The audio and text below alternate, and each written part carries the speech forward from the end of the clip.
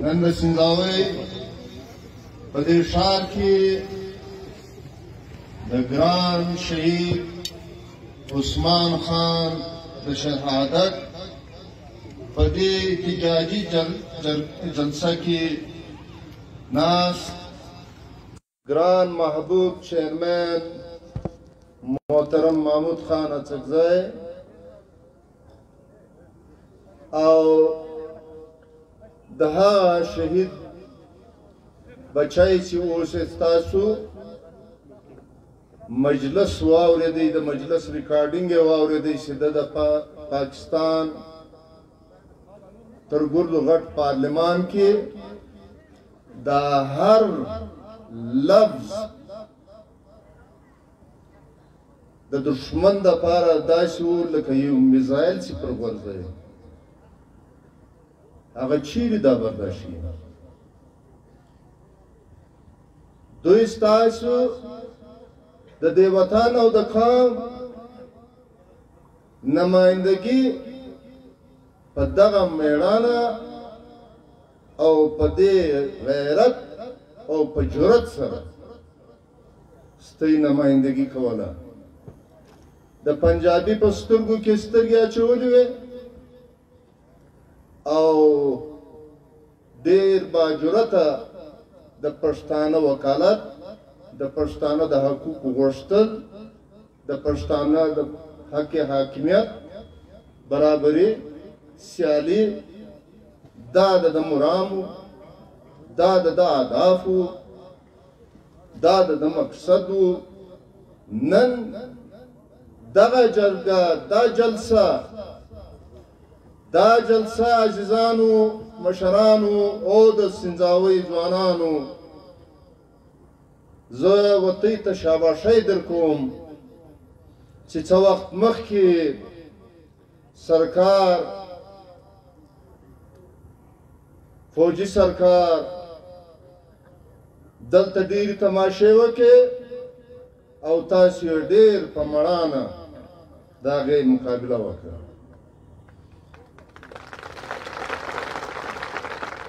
دا د ویښو قومو نشانې وي چې تاسو داسې معلومېږي چې سر له سروږده راپورته کړی دی او سترګې مږی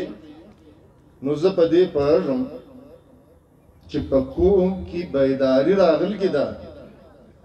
قوم له خوبه راپورته سوی دی انشاءالله اوس به ډېر چټک سره پوکو دا جلسه د نورو جلسو څخه مختلفه ده دلته جلسو ته موږ راغلي یو انتخابات کې راغلي یو د مردم شمارۍ پر مسله به راغلي یو د لیویس پر مسله به راغلي یو نورې پارټیانې به راغلي دي موږ به راغلي یو په وار وار به راغلي یو لیکن دا جلسه له هغه جلسو مختلفه ده ای د سنځاوۍ مشرانو او په خصوص ډولو د ځوانانو ورته ته مخاطب دي هغه په دې چې ستاسو مستقبل روان دی زموږ مشرانو سپین ږیرو چې هسې د لوږو سپږو د نیستیو د ناسیالۍ ژوند ترکي موږ غواړو زموږ ګوند غواړي زموږ پارټۍ غواړي زموږ د ګران شهید عثمان خان دا آرزو دا خواهش و چې زموږ بچان زموږ دا تنکي ځوانان د دې ناسیالۍ د مزدورۍ د ژوند راووځي او هغه ژوند ترکي لکه په دنیا کې چې نور سیالان قومونه تروي الله پاک له ازله چې پښتون پیدا شوی دی نیستي د پښتانه په برخه کې نه ده ورکړې. پښتون الله پاک پر یو ډېر غني وطن پیدا کړی دی. پښتون چې پر لپو او لاس به پر ژیره کوي، بیا دغه پښتون افغان چې به توره کشکه په ټول لوی هندوستان یې 350 کاله بچي و.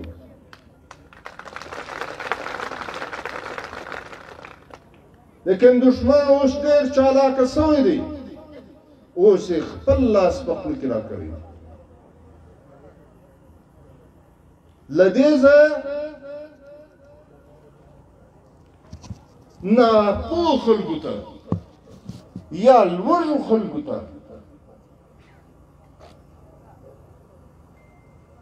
یا بېروزګارو خلکو ته د دشمن دا فکر دی، دا خیال دی او دا اراده ده چې د پښتانه له ځوانانو به زه 2 کاره اخلم. سکول به بند وي، ماسټر به پر کور تنخواه اخلي. سکول نه ور خلاصوي. داسې نه دی چې ماسټر نه چا ځایرولی، نه، جهان ته ښکاره کوي چې ما د سکول ورکړی، لیکن ماسټر نه راځي. خواهش یې دا دی چې دا پښتون بې علم پاتې شي، د پښتانه بچی بې علم پاتې شي. ولې؟ په دې چې بیا به بېلچه څوک وي، بیا به په ارنایي شارک د خوست د ګاري سورنج تر مچه پورې بیا به د شیخ اسلام و پراچا او د فلاني دپاره کولک څوک راباسي. د پښتانه دپاره دوی 2 کاره ټاکلي دي، یا کلاشینکوف یا بیلچه. یا به بیلچه وایي د ده دپاره او د ده بینک بیلنس بور زیاتی، یا به کلاشینکوف په څنګه او ګران افغانستان به نړۍ، سوات به نړۍ، واړه وزیرستان به نړۍ. دا کارونه ستا دپاره ټاکلي. یعنې تاسو ته معلومه ده چې په مخکې حکومت کې فوج او سیول حکومت دا فیصله وکړه چې پر وزیرستان به اپریشن کوو. په وزیرستان کې دهشتګردان له بهره راغلي دي، عرب، چیچن، ازبک، څه بلیاوې راغلي دي چې د هغه ځای له جیلونو نه سو بیا دا جنګ راخور کوي و دې پښتانه ته و سوات یې راننه ایستی. د سوات رنګه سیویلایزیشن، د سوات رنګه عوام، ویښ عوام، دا سوات یې داسې برباد کوي. بیا پر اسم سو وزیر و مسعود و بیټني و، دا یې ټول داسې کرت کرکل. بیا په ایم پي کې چې څه خلک وو د کار یا د پښتو خبره کوله، دا یې له مخه وایستل. بیا په قبایلو کې چې څه قومي مشرانو، ملکانو، خانانو چې یو ټولنیز حیثیت یې درلوده، یو 5 پښتانه پر راټولېدل یا اورېدل، دا یو ټارګټ کوي کم سے کم 2.5 زره قومي مشران وویستل. یو دهشت یې خور کوي او پر دې باندې فشار راغی چې دا شان دی نه وي چې بیا پر مخ راسي و پنجاب ته راورسېږي. نو فیصله یې وکړه چې اپریشن ضرب عذب په نامه به په وزیرستان کې اپریشن کېږي او دغه دهشتګردان به له منځه ځي، دا به فارغېږي، وزنې به یا به نیسي. لیکن فیصله وشوه چې اپریشن به کړي لیکن پر هغه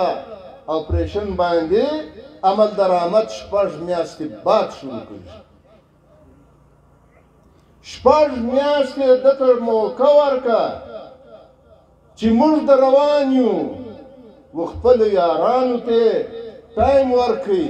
په 6 میاشتې کې چې دوی په خارپوس کې تلای هم دا وایي ازبکو چچنو د دنیا جهان بدماشان عرب قاتلان کسابان دا چې په خارپوس کې تلای هم په 6 میاشتې کې دوی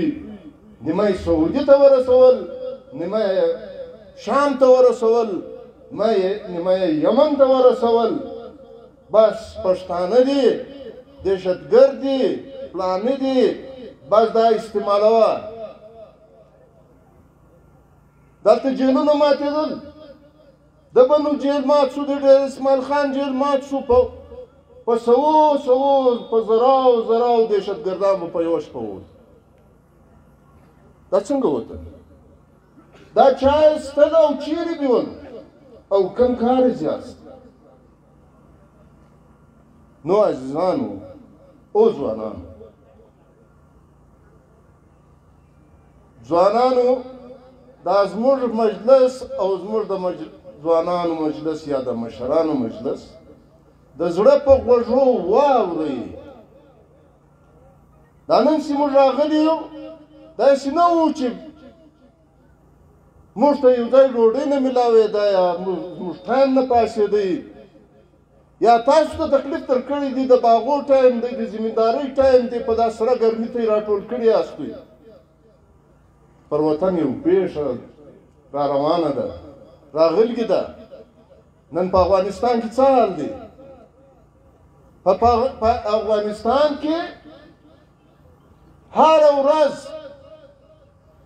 په زرګونو خلک بې کوره کړي او وژل کړي اوس هغه بدبخته طالب چې له دې وطنه پنجابی دی غلوي یا د ده له کمزورۍ څخه فایده اخلي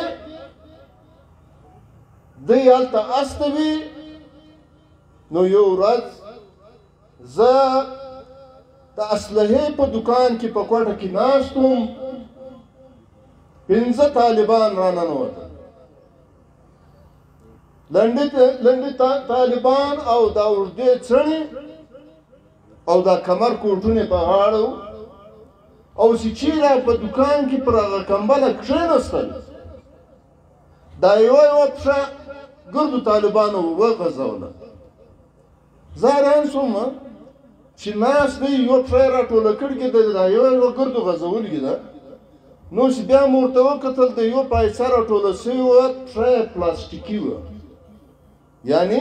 پر ګونډه باندې پښه ور پرې کړې وه د پلاستیک پښه یې ور لګولې وه نو ما ته داسې سوچ راولېږي چې 15 پښتانه طالبان او له یوې پښې محرومه او بدبخته نور سامان اخیستی چې دا بله پښه هم پکې وبایلي او سر هم پکې وبایلي دا څوک دا هم زموږ د وطن بچي دي خو چا پر غلطه لاره اچولي دي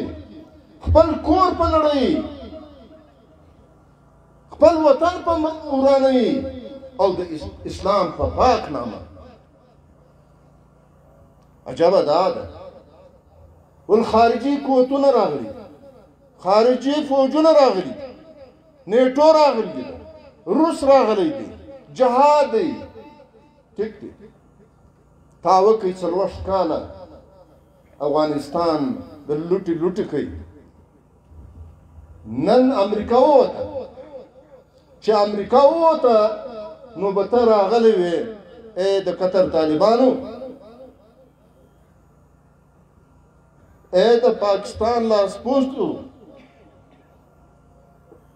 شاه محمود قریشي د پاکستان وزیر خارجه وایي چې هسې جامې د پښتنو دي مطلب نور دا ډېر هوښیار خلک دي دا ډېر د کار او ټیلنټډ خلک او که دا په قطر کې ناست د عربیانو په غوښو باندې ځانونه ساتي او که واقعي شاه محمود قریشي چې تاسو تخپله د پیپل پارټۍ د مسلم لیګ او د کم کم پارټیانو ګوندو کې ته اوسېدې په مختلف چوکۍ نو ستاسو په حکومت کې خو پاکستان په کروڑونو ډالر قرضداره کړی دی نن مهنګایي و کم ځای ته رسېدلې ده یوې ګولۍ ډبۍ چې زه یې په خپله خورم دا ګولۍ د عمران تر حکومت له مخه په 800 روپۍ ډبۍ خو منځ کې به کله ډرایور یا چا راړې ماته قیمت نه و معلوم دا اوس کراچۍ ته تللی وم ګولۍ مې ختم چې خپله د میډیکل سټور راواست هغه ګولۍ قیمت د دې عمران خان په حکومت کې و 2200 روپۍ ته رسېدلی چیرې 800 او چیرې 2200 اوس دا ګولۍ دا به خالي سرمایه‌دار استعمالوي او که د دې ضرورت و غریب ته هم ویښوي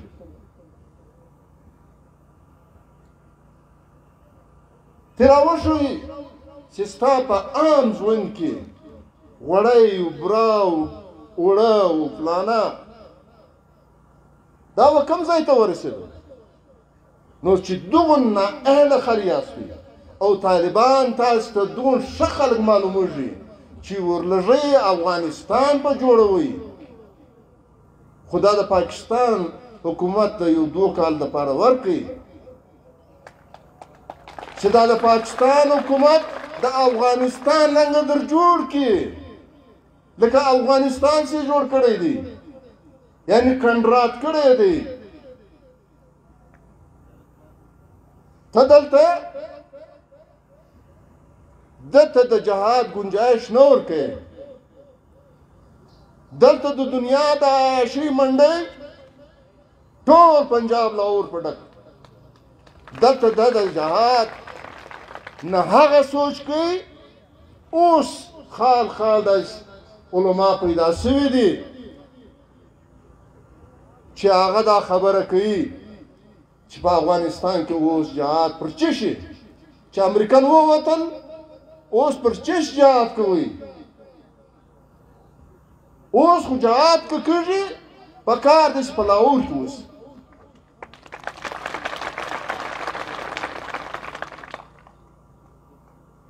نو عزیزانو زموږ دا ځوان نسل دا واورئ که ته یې دغه ناپوهي کوله ته همت نه وکئ ته د دې پارټۍ ملاتړ نه وکئ ته د دې مشرانو خبره نه ومنله پر تا ښې ورځې قسم دی که راغې ته به تر دا نور ذلیله کږې ته به تر دا نور لوږی کږې او تاسې وږی کې او تاسې بې تعلیمه کې بیا به ستا وطن ته پنجابیان راځي اوس هم په لورلایي کې په میختر کې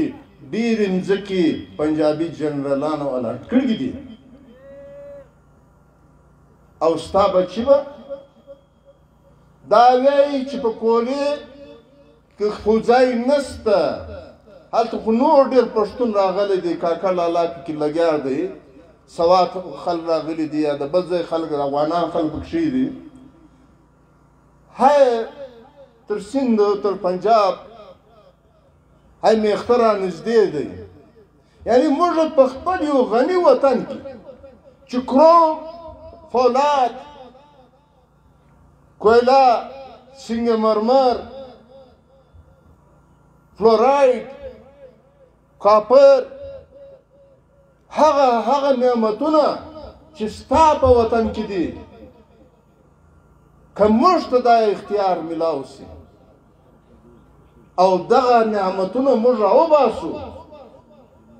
د دنیا جهان خلک به راځي له موږ سره به مزدورۍ کوي موږ کوم به مزدور نه وي زموږ ځوانان به پر دې وطن د سیالۍ ژوند کوي،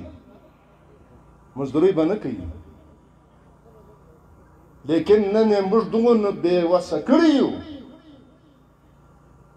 او په دې کې زموږ خپله ناپوهي شامله ده. موږ راولاړ سو د الیکشن په ورځ هغه خلک چې هغه پارټۍ لنده لنده جوړه سوې وي ګچه روچه سوې لا هم نه وي. عجبه دا ده چې 80 کاله پارټۍ سټرګل کړی وي، محنت یې کړی وي، قربانۍ ورکړي وي، سرونه یې ورکړي وي، تر اوسه یې ورکوي. هغه له پارلمان راباسي، یو بریگیډیر وایي ہم نے درخت پښتونخوا کې درخت کو جڑ سمیت له ولګو سره راوښه ومه غورځوله. تا د پښتونخوا تا یو درخت نه دی ایستلی دی، تا ټول پښتون له بیخه ایستلی دی. او بیا زموږ ناپوهي پکې شامله، بیا له دې وطنه څخه داسې خلکو انتخاب یې وکړي او موږ چې فارم ډکوو د الیکشن کمیشن دپاره چې کاغذات جمع کړو چې بابا نه ما مړی کړی دی، نه مې چاته بد ویلی دی، نه مې له چا سره اف آی آر شته، نه مې ټیکس غلا کړی دی، نه مې چیش کړی دی، نه مې چیش کړی دی. دلته داسې خلک الکټ کړل، سلیکټ یې کړل، الکټ نه الکټ دې حکومت ته الکټ ویل ډېر لوی ګناه ده. دلته خلک له ډېرو درنو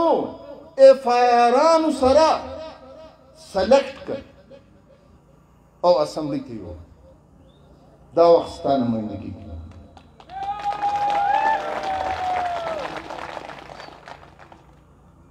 چې د چا خلاف اف آی آران درج وي او هغه ستا نمایندګي کوي، دا څنګه جمهوریت دی؟ دا به څنګه جمهوریت راوړي؟ وبې ګورئ څه وخت بعد بیا به د ده محلونه، د ده کورونه او د ده موټران، د ده لایف، هغه په انګریزي کې وایي لایف سټایل، دا د ټول درښایم، دا ټول درښایم. او بیا خلک دغون جرأت کوي چې زموږ پر شهیدانو باندې د عثمان خان پر کردار باندې خلک دغون جرأت کوي چې پر دې باندې دوی چی ورته اردو کې لب کشایي کوي. مالت دې وي پر داسې پښتنو باندې چې ځان ته پښتانه وایي. دا څنګه پښتانه دي؟ یو حد وي د چمچګرۍ هم یو حد وي، د نفسیالۍ هم یو حد وي، د کرپشن هم یو حد وي، د یو بې غیرتۍ هم یو حد وي. دا ټول حدود پارول د یو چوکۍ دپاره. بیا به دا قومونه څنګه جوړېږي؟ بیا به دا قومونه سیال څنګه جوړېږي؟ پښتونخوا مینه پارټۍ دا قوم سیال غواړي. موږ له خپله وطنه، موږ له خپله بچیانو بې غیرته نه جوړوو. او که زموږ سربراهان دلته بې غیرته وي، نو د بې غیرته سربراهان د نمایندګان قوم به بیا څنګه وي؟ نو عزیزان، جمعې ورځ ده، مشر محمود خان به خبر کوي، په آخر کې ور بیا عثمان خان د ټول مظلوم قوم چاہے هغه په دنیا هر چیرې پروت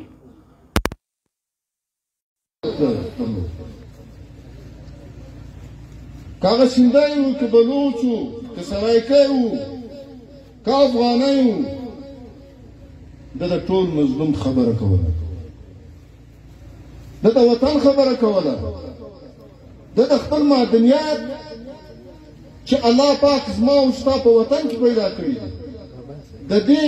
خبرې کوله چې دا رازیرمه کړو او د خپل ځوانانو په ګټې واچوو ګناه یې دا وه نه یې قتل کړی و نه یې افایرونه ول نه د پنجاب غلا کړي وه هېڅ ګناه یې نه و کړي ګناه یې دا وه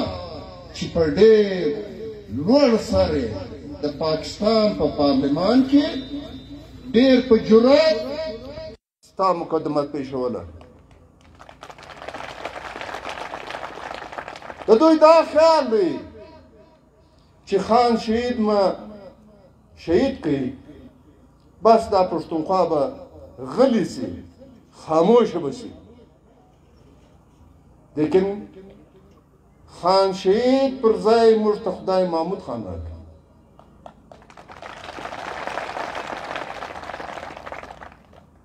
که د دوی دا خیال دی چې عثمان خان مو شهید کړي دا پارټۍ به ختم سي دا غږ به خاموشه سي نه تاسو خپله ویل د عثمان خان پر ځای موږ ته خدای خوشحال خان راکړي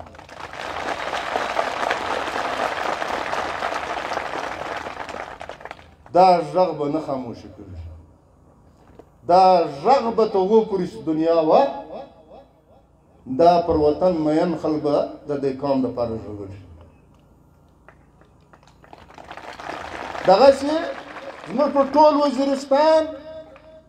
یعنې دا به ډېره بده خبرې که موږ دا نه کړو یاد د علي وزیر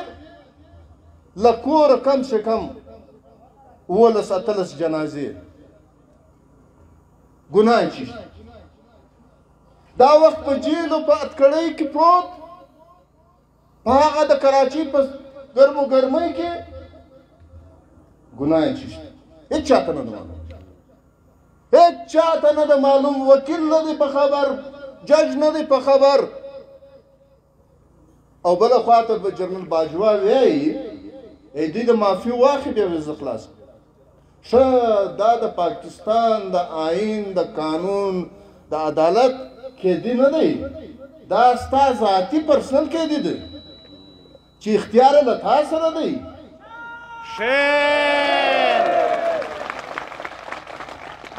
دا خو دغسې ښکاره کوي چې جج ستا و مخ ته بې بسه دی ستا په اشاره دی دی به له باجوا څخه معافي علي وزیر اخلي ستاسو دا ګمان شته چې علي وزیر به نه د معافي واغواړي سوال نه پیدا کوي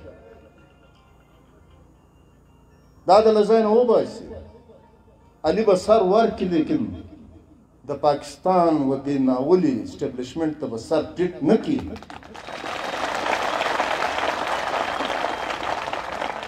نو عزیزانو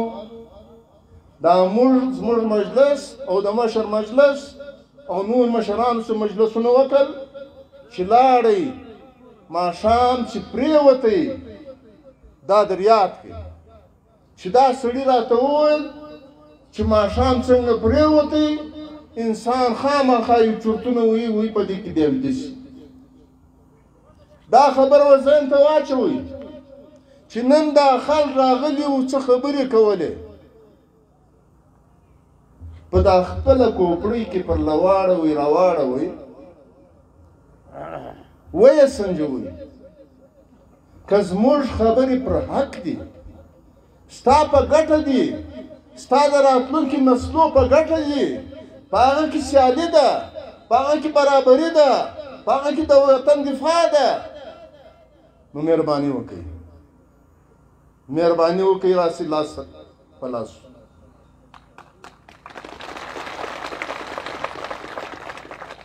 قومونو سي اتفاق وکړي د امریکې رنګه سوپر پاور د امریکې پریزیډنټ توبه نعوذ بالله خلک وایي چې د خدای باد که یو طاقت وي هغه د امریکې پریزیډنټ لیکن هلته پولیس راولاړ شو یو تورپوست دی سړی په ناجایزه طریقه مړ دا توران خلک دا یې په ناجایز طریقه مني. په امریکا کې هغه هنګامې وشوې سپین و تور ټول راووتل، یعنې انسانیت راووتی، یو تهذیب راووتی،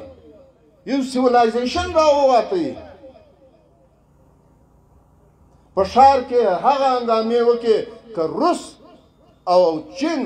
د امریکې سره د میزایلو جنګ کړی وای،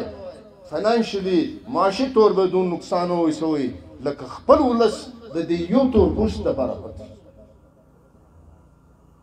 چې دا غلط سوي دي، دا بې انصافي سوي. د ټول امریکې پولیس او د ټول امریکې فوج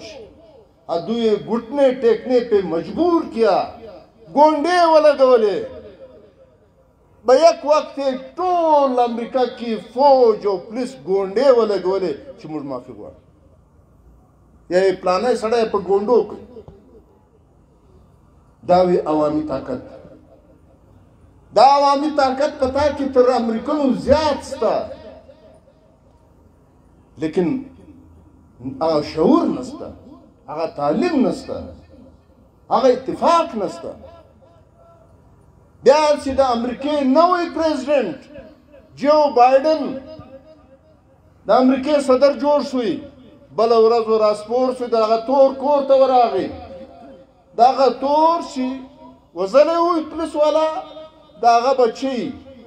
یا 8 کلنه 9 کلنه دا بچی ورته ولاړه، دا تصویر شته ما موبایل کې.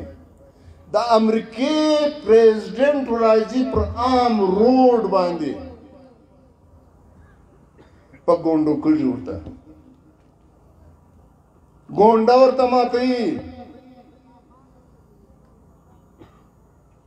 داسې ملکونه بیا سوپر پاور جوړ شي